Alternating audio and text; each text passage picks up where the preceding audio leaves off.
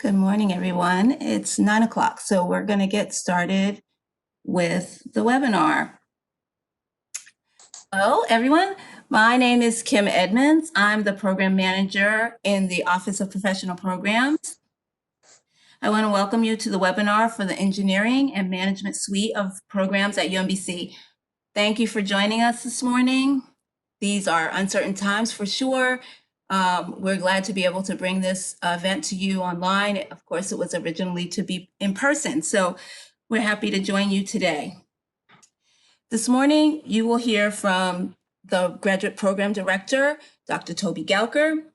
He'll lead us through the presentation for the following programs: Engineering Management, Systems Engineering, Technical Management, Project Management, and Integrated Product Development and Manufacturing, also known as IPDM. We'll probably refer to it that way, the shorter way.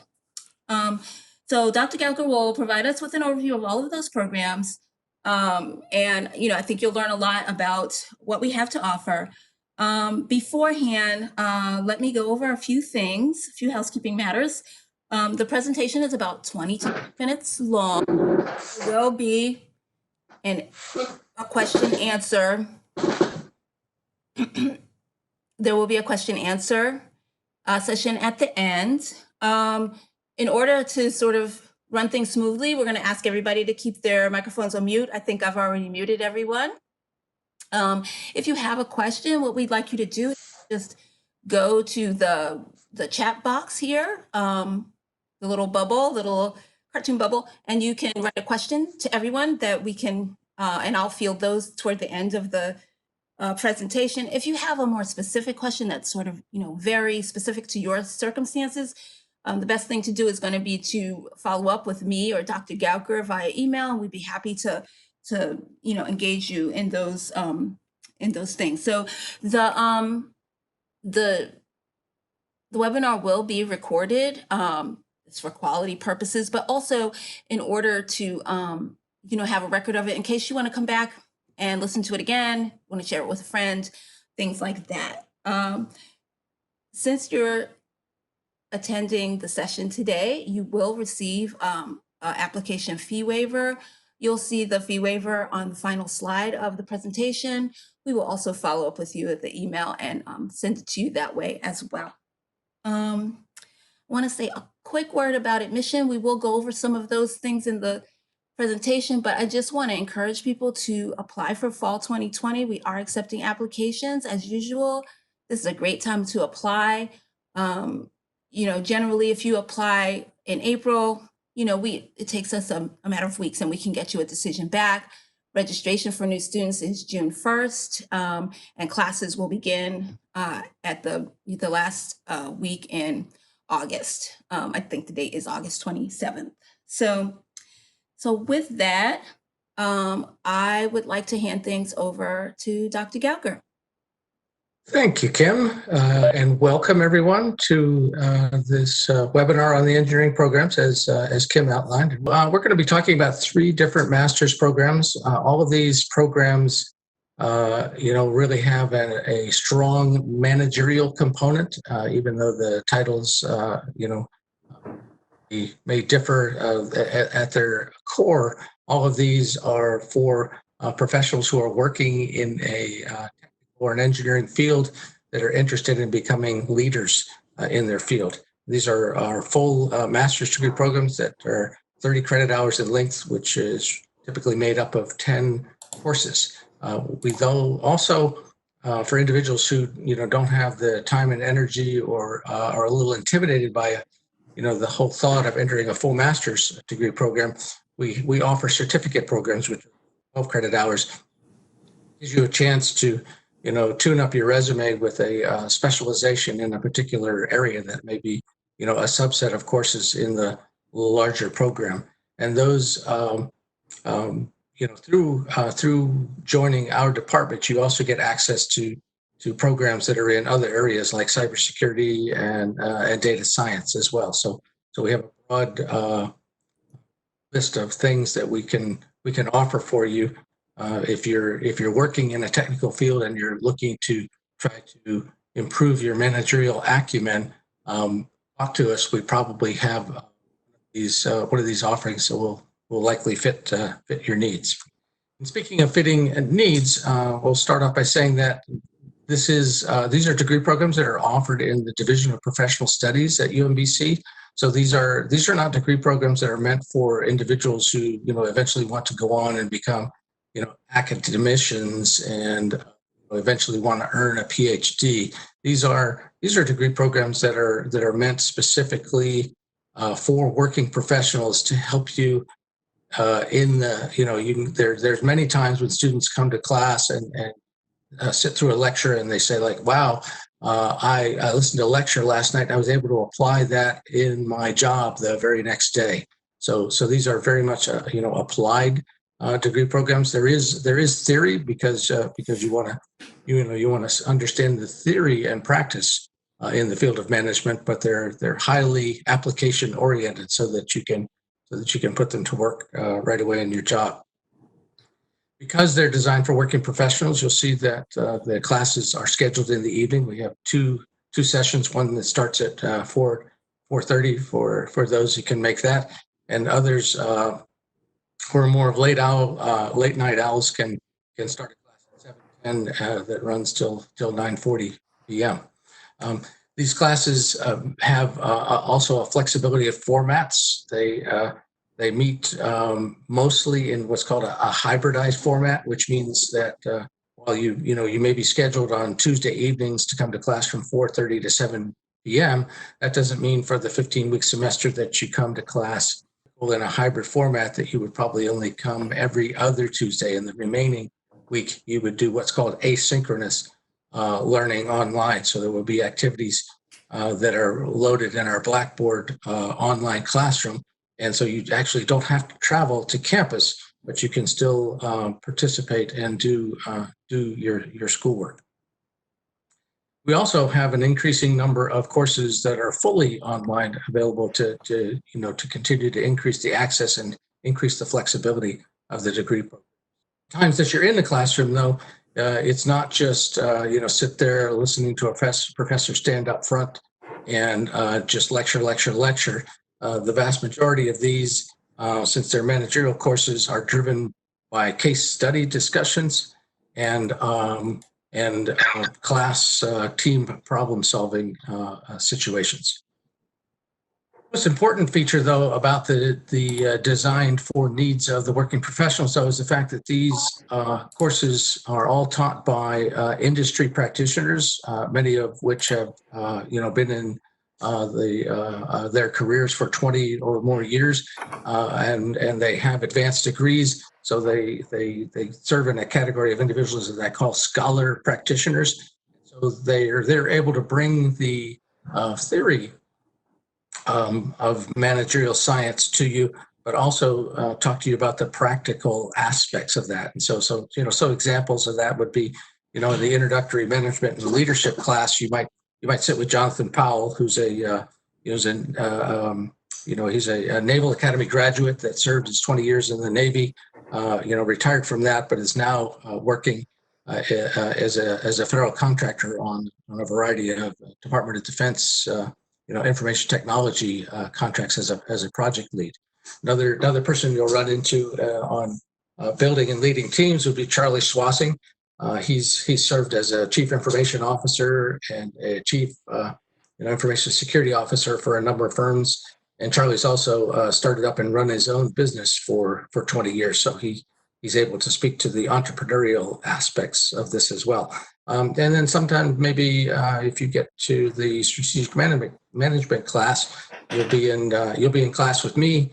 I have a long career in synthetic fuels, operations, biotechnology operations, and then I also served as the provost for the SANS Technology Institute in cybersecurity for a large number of years.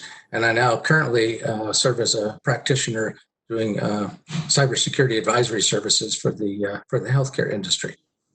So that's just a quick example of the kinds of faculty that you'll be seeing. Here's kind of a roadmap that's often helpful for the various degree programs because the naming of the degree program really isn't all that indicative of the content that's in them. We like to put the degree programs on two axes. The vertical axis shows the level of managerial depth into which the program goes, and the horizontal axis shows the level of technical depth. You can see here that the most technical of our programs is the Master of Science degree in Systems Engineering. There is a lot of higher level mathematical skills and modeling that goes into that degree program. So there's a lot of technical depth. On the other end of the spectrum, the degree program, the Master of Professional Studies in Technical Management, is very high on managerial skill set development, and therefore has a lot less to offer in terms of technical depth. And this is a program that that serves better for people who may not have a technical background, but they're working in a technical organization and they need to understand the managerial implications of the technical changes and ideas that are going on in their company. Then in the middle is the Master of Science degree in Engineering Management, which is really a blend of both advancing your managerial skill sets and advancing your technical skill sets. And so we'll go through each of these in more detail, but I wanted to just kind of give you this overall roadmap and have you sit back and think for a minute, well, where do I fit in my career? What do I want to be? Eventually, do I want to be do I want to continue to be a highly technically oriented individual, or do I want to, be an individual that develops more leadership skills and more organizational behavior skills? That'll help you decide which of these programs, at the highest level, it might be important to you. First, we're going to go into systems engineering in some detail. Systems engineers are the engineers that kind of connect and tie other engineers together. Often when I think of a systems engineer, my analogy is to look at the human body, where you have your chemical engineers are the people that are doing the heart-lung oxygen exchange and the pumping of blood around the system, and the pipes in the body are your blood vessels, and then your electrical engineers are your central nervous system. Your skeleton is your civil engineers, and the muscles that are attached to your skeleton are your mechanical engineers that do the movement. But then you need someone to coordinate the activity of all those different engineering groups in your body. And that would be the systems engineer at the brain function that coordinates the interaction between, moving, your muscles moving your bones and your heart pumping and supplying oxygen to it. That's kind of what a systems engineer does overall, is there's that glue or that connector between different engineering fields. And so they have to therefore remain deeply involved in the technical aspects. So the program then, therefore, here's kind of a listing of some of the skills that are required for systems engineers. I think the most important skill on this here is that modeling and simulation level there. More and more systems engineers are required to be really hands-on developers of models and simulations. Lots of things that systems engineers work on are very big projects. They may be a new traffic system for a city, or they're it's the design of a ship, or it's a design of an airplane or a missile defense system. Those are very expensive to build and make mistakes in the final production. So the more that you can model and simulate what the final build is going to be and how the final build components interact with each other, you can learn your mistakes in software where it's a lot less expensive before you actually build it in hardware. So that's kind of the cornerstone of systems engineering, is understanding the hardcore engineering principles and then being able to model those successfully and test them before you actually build. While this program is really deep, in the engineering sciences, it is still, a leadership program. As I said, you're going to be talking to chemical engineers, electrical engineers, civil engineers, environmental engineers. So you have to have some soft skills development because you have to play well with others still in this field. So there's that focus in the development of management skills. Here's kind of a diagram which in a graphical form shows you what the program is about. These are your core courses in that program. You can see principles and modeling and simulation, decision and risk analysis, integration and testing, all surrounding a capstone systems engineering project. And this is really the core of this degree program. And then those are required for everybody that's in the program. Then each person then can tailor it with the remaining 12 credit hours of the program, and can either put some breadth in there, put a little cybersecurity or project management fundamentals on top of that, or they can go into more technical depth and take or advanced systems engineering processes, or a hardcore engineering class to tailor the program to their specific need. Transitioning over to the engineering management program, this is a highly in-demand field because so much of the world is driven by technical and engineering developments. There's a great requirement for managers in organizations have a good understanding of the fundamentals of engineering, but then really deal with the business end of that engineering. So this is really, like I say, a strong blend of technical and business skills in this degree program. As you can see from the list of skills here, it is a balance of there's a larger focus on the soft skills, decision making, leadership, organizational behavior, financial management, project management skills, and dealing with people. But then also there are requirements in this program for you to find an area of technical pursuit, either one that you're currently in or one that you want to enter into your career in the future. You need to develop an additional technical level of specification. Here's the core courses for the engineering management curriculum. You can see the titles of these courses, and once again, they're surrounding a capstone experience that's usually completed in your last semester of studies.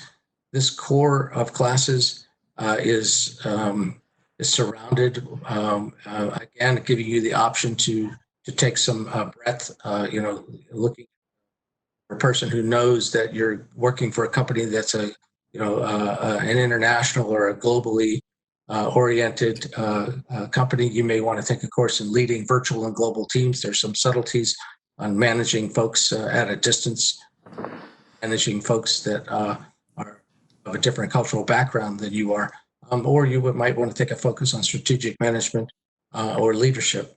But then the requirement is for you to enter that technical field, so that, whether that's systems engineering or chemical engineering or health information technology or computer science, cybersecurity.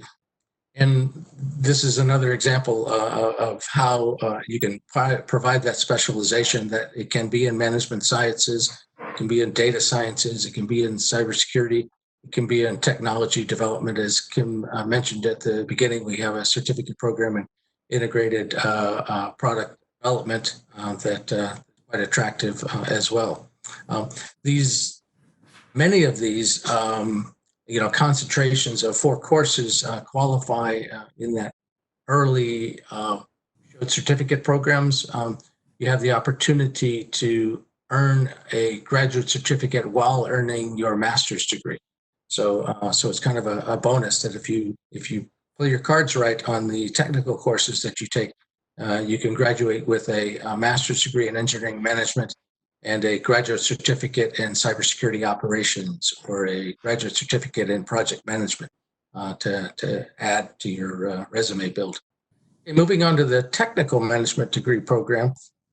As I stated earlier, this is a program, even though by title, paradoxically, it sounds like it's the most technical of the 3 the least technical of the three programs that really designed around leadership and soft skills development, and is meant for individuals who are working in a technical environment, but they're not the technical professional themselves. This is, in essence, cornerstone of where, individuals are observing, changes in technology that are going on in their organization, and they're able to capture and understand the managerial implications and the market implications of that technological advancement, and then rally the troops and build a program and motivate personnel and chart their way through the ethical and legal concerns to launch a new product or service, or create a new organization, or a new whole product line for their company. Again, just recapping the skill sets. It's leadership, decision making, change management, project management, organizational behavior, organizational design skills that are important. This program is available on the Shady Grove campus as well as the main campus, as that last point says. Here's the core courses for the technical management program. You can see again the surrounding courses around the core capstone project, really more soft skills related in nature, and then individuals are capable of broadening that out either with more depth in management sciences or some more soft skill. Here's an example of certificates that can be taken in any of the three of these degree programs. You can graduate with systems engineering master's degree, or engineering management master's degree, or technical management master's degree, and also have a graduate certificate in project management if you chose ENMG 650, 652, 661, and 663 as some of your elective courses that would qualify you as having some significant depth in, that goes beyond the basics of project management, so that you could call yourself, an individual with some level of subject matter expertise in project management. Another example is, the integrated product development and manufacturing certificate, where you go through product development, manufacturing operations, manufacturing processes, and then organizational management and design for product development. If you finish that 4-course sequence, you would have a graduate certificate in addition to your degree. So that's kind of a quick summary of all the degree programs. We'll take some questions on those at the end. But before we get to the questions, I wanted to stop for a second and talk admissions requirements. These are generally degree programs that are meant for individuals who are either have a technical background or are working in a technically oriented organization. That's really where it's most attractive to people. Is if you are or plan to work in that environment, this is kind of the program that's tailor built for you. So that's the first area that we look at and want alignment from you. The other thing we're looking at is that graduate studies are more challenging than undergraduate studies. So we like to look at your undergraduate records, and we're on a 4.0 scale. We're looking for a kind of a B or better average that says that you kind of have the ability to be successful for studying at a more difficult level than undergraduate studies. We really don't want you to come to school and have you pay tuition and invest your time and not be successful. And so we found that one of the most important things to do with that is to gauge individuals from their undergraduate studies. If though there are individuals out there who don't really hit that 3.0 scale, but you've been out and successful as as an engineer for the past 10 years or 5 years in a field of study, and you show progressions of increasing responsibility on the job, and your employer's happy with you and they make a recommendation, we're often able to make a determination that's not GPA based that says you will be successful. So we'd invite you to apply for the program as well. This last note says, very importantly, this is not a school that requires a GRE score. We think that's overly burdensome. UMBC is a school that wants to give access to as many people as possible. And so we try not to put, unnecessary requirements in front of you. If you happen to be an individual who has an undergraduate degree from an institution that's not in the United States, there's a probability that you might fall into a category of being kind of an international applicant, and so we'll want you to have completed a test of English as a foreign language. And again, that's a protection for you because everything we do is in the English language. So if you're not proficient, you can't be successful in the graduate program. And then we also require 2 letters of recommendation to complete the application. So in summary, from all the programs that we have to offer in the certificate programs, it is choice-driven and flexible and designed for you. And the first thing you need to do when considering this is to choose what level of technical depth you're looking for out of your master's degree program. That'll help guide your selection. And then choose an area of specialization or focus so that to really fit the unique career goals that you have. And we have advisors that will work with you. Then beyond that, you can possibly select a concurrent certificate program to go along with your master's degree. You get a chance also to choose whether or not you want to attend your classes in an online format, a hybrid format, or a straight in-class experience. You then can choose, whether you want early evening or late evening, and what day of the week, Monday, Tuesday, Wednesday, Thursday is best for you to attend class. So lots of choices. And the final choice is that as you complete your certificate or your degree program, you can hopefully choose your next promotion. So with that, I'll stop talking for the minute, and we'll open the floor back up to Kim to see if there's anybody who's any questions for us. Hi, everyone. So I just typed in a question into the chat box. If you have any questions, please type them there. But while we're waiting for that, Dr. Gouker, I was wondering if you could just talk a little bit more about what kind of background you need to have in a certain subject matter to be admitted to the program. And you kind of went over that, but because we have a number of programs, I wondered if you could just parse that out a little bit more. Okay, it's the typical student from that enters our program, ranges from, maybe 1 or 2 years. It's probably best to have 2 or 3 years of experience in the workforce. It's not that we don't have people who enter directly from an undergraduate set of studies, but individuals who have some work experience find that this is a far more valuable program for them. Again, because they're able to easily connect what's going on in their workplace with what the theory they're being shown in the classroom. So it tends to be more meaningful for them.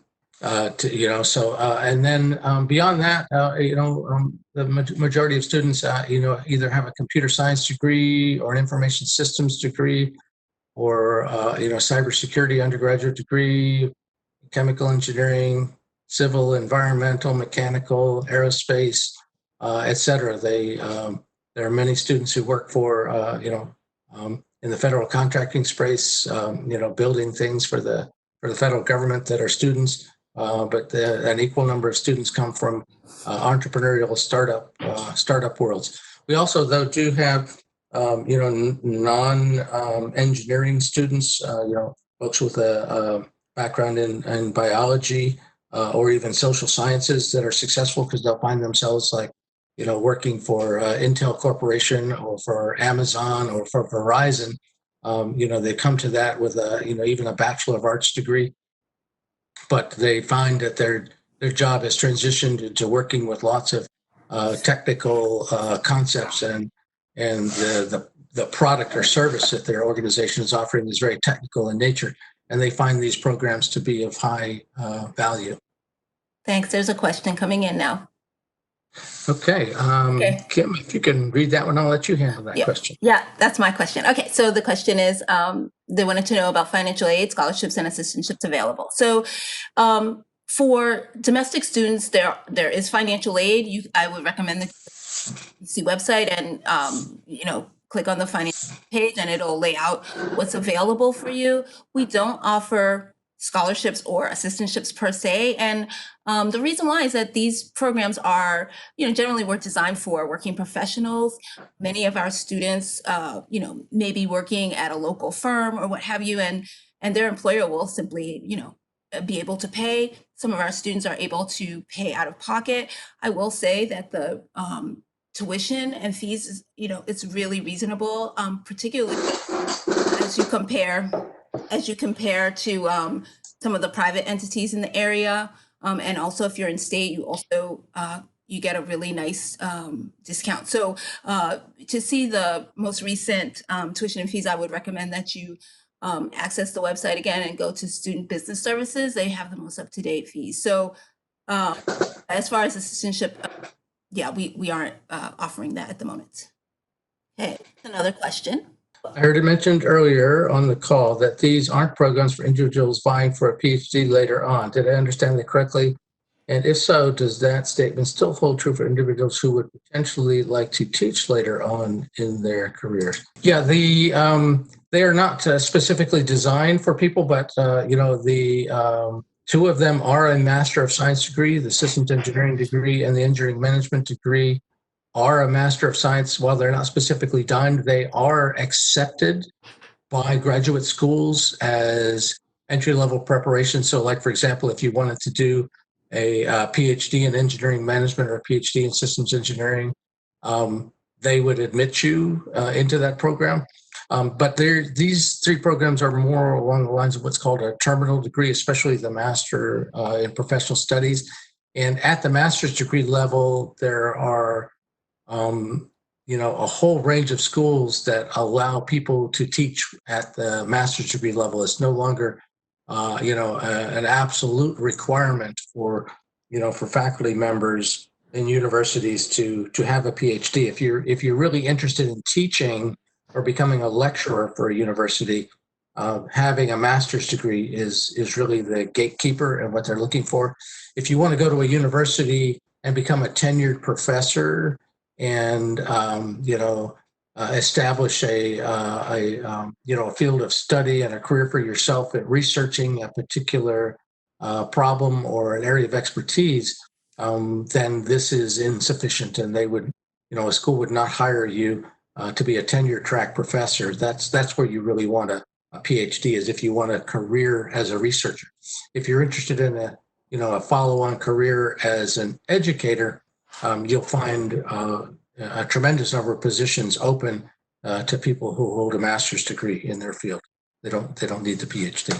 I see another question about pandemic and for international students. So I would say, we probably don't have enough information quite yet to answer that question. However, Kim, I'll tell you that we do have enough information, because in the programs that you have just seen, the technical management and engineering management program each have more than 50% of the curriculum is available in a totally online format. So a student, who may not be able to travel into the United States or doesn't want to travel for the fall semester into the United States would be able to come to UMBC at a distance. You don't have to be on campus. I can help you become a full-time student taking 3 classes in an online format.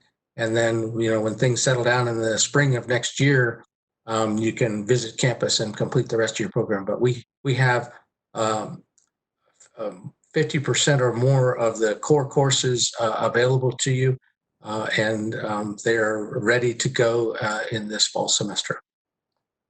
Right, and I would just also add to that as an international applicant, you definitely want to stay in touch with our international education services about that, because as Dr. Gouker mentioned, we do offer online classes that you could take in country, and then, the issue becomes about visa and whether you can get a visa, once the pandemic has passed. So I see another question here. Yeah, this is a relatively specific question from Emmanuel. Given the background that you shared here, I think that you would fit very well in the technical management master's degree program. That seems to be the perfect place for you to seek admission. You're the classic individual who's working, in a technified field. But you're probably really interested in becoming a leader in there. You're not wanting to go off and while you work for an airline, you don't want to build airplanes. You want to be a leader in the operational side of aircraft. And so the technical management program is the program that I would recommend for you. For international students going online courses, how would it affect CPT? Well, so yeah, generally, CPT, curricular practical training, would happen here while you're on campus. I think that, that would have to be something that you work with International Education Services about, but it would affect OPT and extended OPT, once you get on campus. It's just, I don't think that we can necessarily, we may be able to sort of supervise the CPT from afar, but I think that's something that you would definitely need to ask at the IES level, international education. Yeah, it's uncommon in a first semester of studies for a CPT experience to be involved. Typically, CPT experiences start in the second semester and beyond. So if you were entering as an online student in the fall of this year, it's not likely to be an issue or a problem, because we wouldn't let you have a CPT because you don't have enough coursework to practice in the real world under your belt to make it a meaningful experience. That's why a CPT is a second and third semester type activity. So this isn't likely to be a first semester issue. But by springtime, Kim's right. We will. I'm sure if situations evolve and still remain, adverse to free-flowing international travel, there's a high probability that we will find a way to help supervise a CPT in a local community rather than in the local area here. If you're still an online student, do courses have co-ops? Our courses do not have co-ops. But I would add, though, from what I hear from students who are graduating from the program, one of the things that's really valuable in the programs is the collaborative work that you may have to do. Some of the courses offer project work where you have to work with a group, and then also the networking that's available. So, if you were in class with someone who works for the State Department or someone who works for a local engineering firm, it's just a way to network with peers, and also with your faculty. The faculty often are practitioners, as Dr. Gouker mentioned, with vast experience. Some of them are still working in their field and then teaching at night. So, we don't have co-ops, but we do have, I think that students are in a good place to situate, yeah, we do have opportunities, as Kim mentioned. Yes, as a consultant, there have been times when I've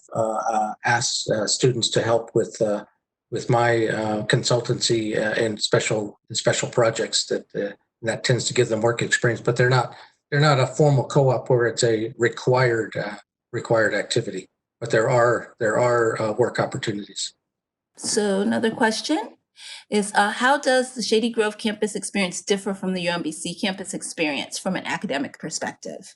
Yeah, I would tell you up front that the Shady Grove campus is focused solely on the technical management degree program. Students that are primarily based in that area that go to that Shady Grove campus, if they wanted to pursue a systems engineering or an engineering management degree, that's not going to really be possible you would end up having to travel to the main campus for your classes anyway. So it's really a technical management degree program over there.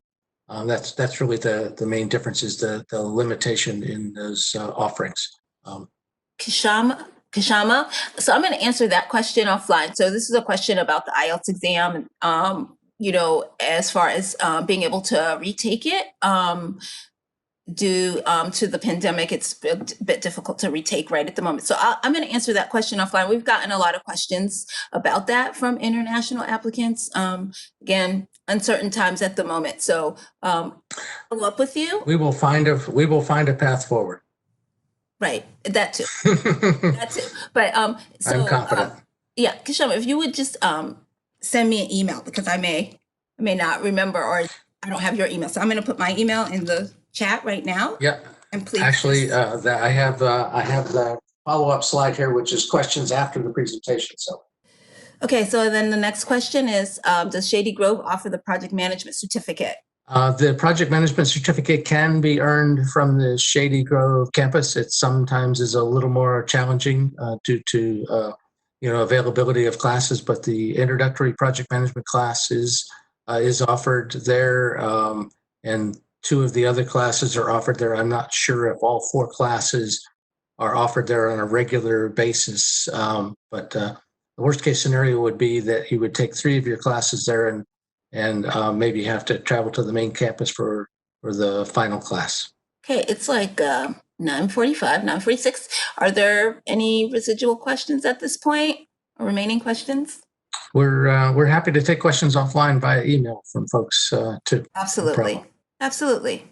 So, if there aren't any other questions, I think we'll wrap up at this point. Thanks again for joining us this morning, and I hope you got a lot out of this presentation. Lots of good information. Again, really want to encourage you to apply. Dr. Gouker, can you show the next slide with the fee waiver code on it? Yeah, there's the fee waiver code there.